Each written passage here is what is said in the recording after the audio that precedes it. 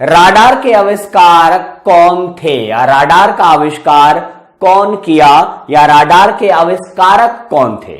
J.H. वान Thales, Wilhelm के Roentgen और P.T. फ्रांसवर्थ, या A.H. टेलर एंड लियो सी एंग? जी हां, राडार बेसिकली राडार का आविष्कार 1922 में किया गया। कब किया गया?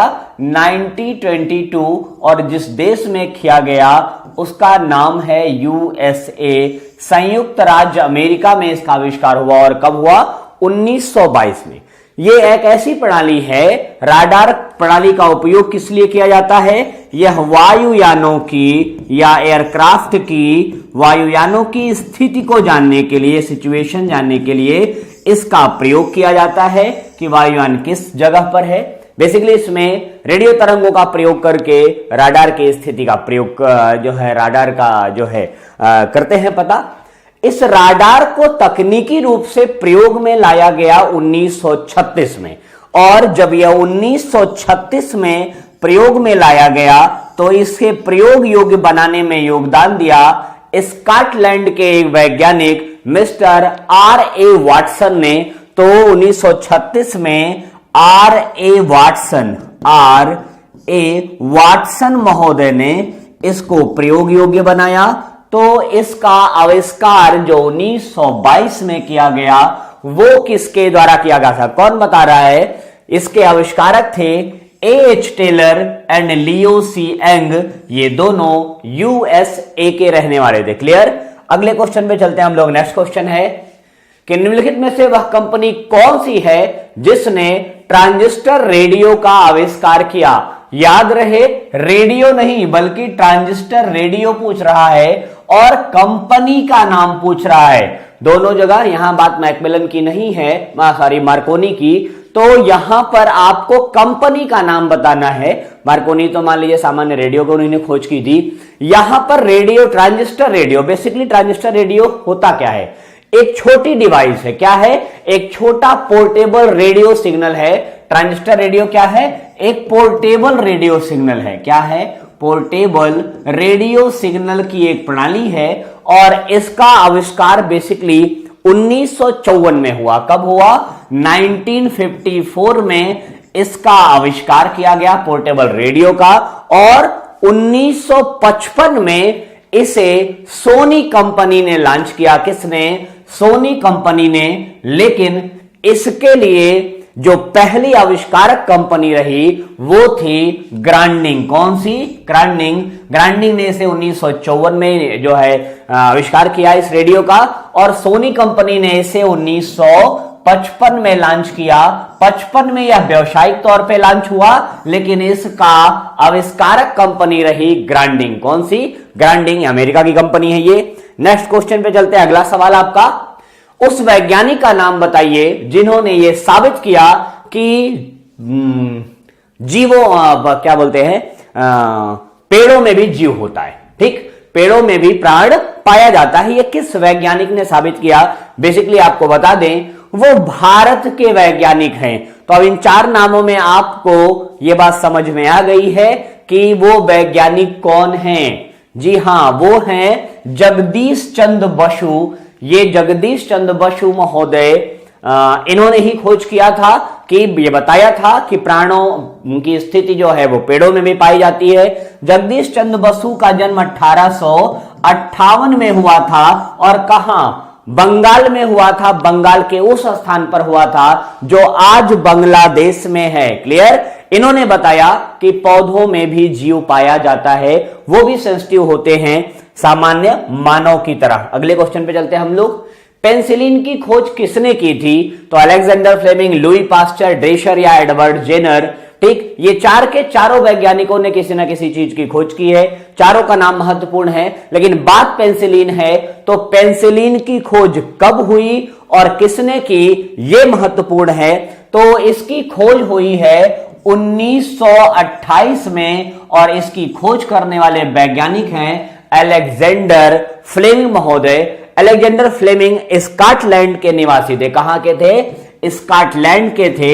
और इन्हें इसी कार्य के लिए नोबेल पुरस्कार दिया गया कब? 1945 में पेंसिलिन की खोज के लिए इन्हें नोबेल मिला है। 1945 में कौन सा पुरस्कार? नोबेल पुरस्कार से सम्मानित किया गया मिस्टर अलेक्जेंडर फ्लेमिंग को। क्लियर? अगले क्वेश्चन पे चलते हैं हम लोग, नेक्स्ट क्वेश्चन पे देखते हैं। हाइड्रोजन बम का आविष्कार किसने किया? ये खुरापात कोई अमेरिकी ही कर सकता है, पहली बात जान लीजिए। तो इसकी खोज कहां पर हुई? यूएसए में हुई। और कब हुई? सबसे बड़ा प्रश्न यही है। तो पहला हाइड्रोजन बम का परीक्षण किया गया यूएसए में 1951 में, 1951 में पहला सफल परीक्षण घोषित हुआ। और इसकी खोज की गई किसके द्वारा? J Robert Oppenheimer, Albert Einstein, Samuel Cohen या एडवर्ड टेलर महोदय ने इसकी खोज की। तो कौन बता रहा है? देखिए, बेसिकली इसकी खोज की गई है एडवर्ड टेलर के द्वारा। ठीक, यह नाभिकीय संलयन के सिद्धांत पर काम करता है और इसमें जो ईंधन के रूप में ड्यूटीरियम का प्रयोग किया जाता है। किसका प्रयोग किया जाता है? ड्यूटीरियम और ट्राइटीरियम का प्रयोग किया जाता है। तो इसकी खोज का श्रेय प्राप्त है अमेरिकी वैज्ञानिक एडवर्ड टेलर को। क्लियर?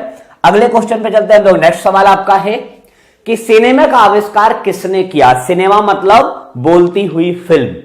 तो बोलती हुई, भाई पिक्चर फोटोग्राफी वो तो दूसरी चीज हो जाएगी। Cinema in the sense of बोलती हुई फिल्म, ये कब आविष्कारित हुई और किसने किया? थॉमस अल्वा एडिसन, निकोलसन और जीन लुमिये, विलियम मर्डॉक या डॉक्टर जे ब्रैंडन बर्गर? जी हां, आंसर बताएं इसका। छठे नंबर क्वेश्चन का आंसर क्या होगा? देखिए, इसकी खोज हुई है फ्रांस में। पहली बात तो मैं ये बता दूं कि आपके सिनेमा की खोज हुई है कहां पर? फ्रांस में हुई है। और फ्रांस में जिस व्यक्ति ने इसकी खोज की है उस व्यक्ति का नाम क्या है? उस व्यक्ति का नाम है निकोलस और जीन लुमिये। इन दो लोगों ने मिलकर के इसे खोजा है।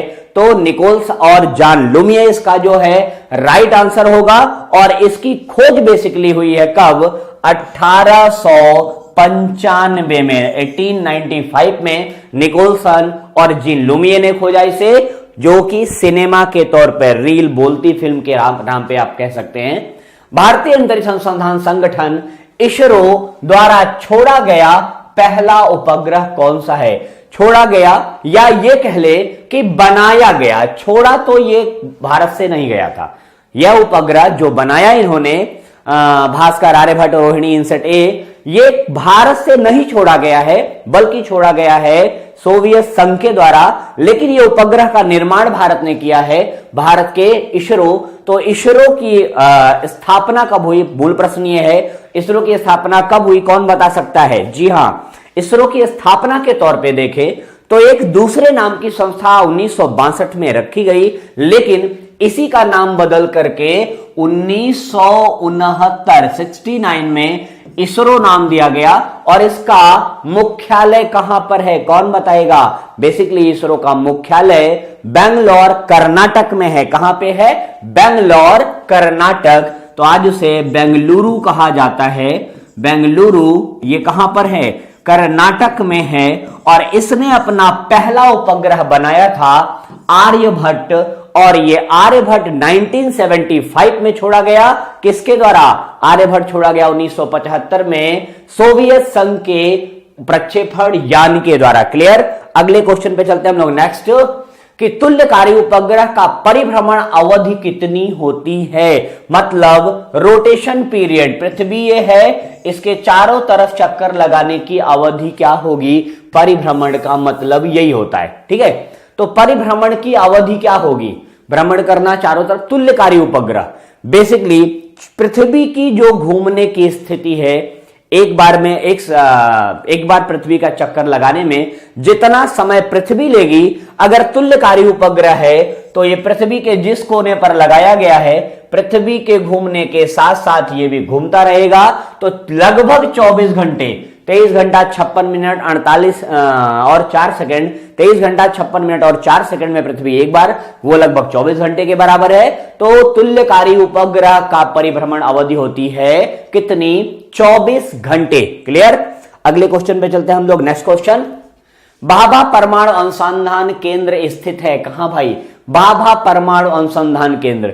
यह भाभा परमाणु अनुसंधान केंद्र का नाम पड़ा है डॉक्टर होमी जहांगीर भाभा के ऊपर। होमी जहांगीर भाभा ये भारत के जो है न्यूक्लियर साइंटिस्ट थे। क्या थे ये? परमाणु वैज्ञानिक थे। क्या थे? परमाणु वैज्ञानिक थे। जी हां, परमाणु वैज्ञानिक थे। और इसका जो मुख्यालय है वो बनाया गया है मुंबई में। कहां पर है? मुंबई में है। और इसकी स्थापना की गई है 1953 में। कब? 1953 में इसकी स्थापना की गई। तो भाभा परमाणु अनुसंधान केंद्र जो होमी जहांगीर भाभा के नेतृत्व में बना था और इसी के नैनी के नाम पर बना था 1953 में। मुख्यालय इसका है बंबई में। अगले क्वेश्चन पे चलते हैं जो इस सीरीज का लास्ट क्वेश्चन है।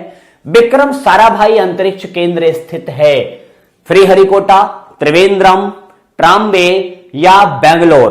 तो कहां है भाई? कौन बताएगा? जल्दी से रिप्लाई करें।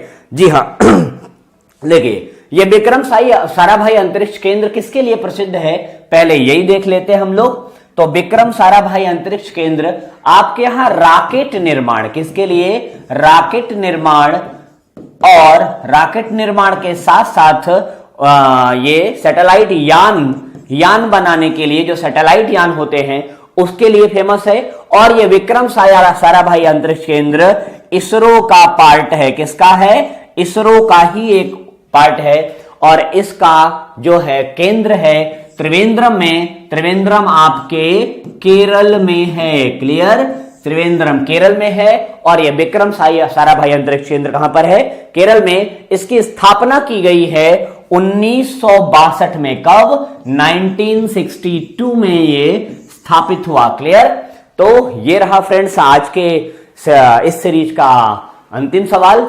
और इन सवालों के वजूद को, इन सवालों के महत्व को थोड़ा सा समझिएगा, क्योंकि ये सवाल इतनी बार फिल्टर होके आप तक पहुंच रहे हैं कि ये एग्जाम के लिए यूं समझ लीजिए कि किसी मिसाइल से कम नहीं है। तो जैसे आप इस सीरीज में मिसाइल पढ़े हैं, तो इन सवालों को भी मिसाइल ही समझिए और बिल्कुल इन्हें तैयार करके रखिए। ये कहीं भी आपसे मिल सकते हैं, कभी भी मिल सकते हैं, किसी भी एग्जाम में मिल सकते हैं। तो फ्रेंड्स बस आज के लिए इतना ही। Bye bye, take care and good night.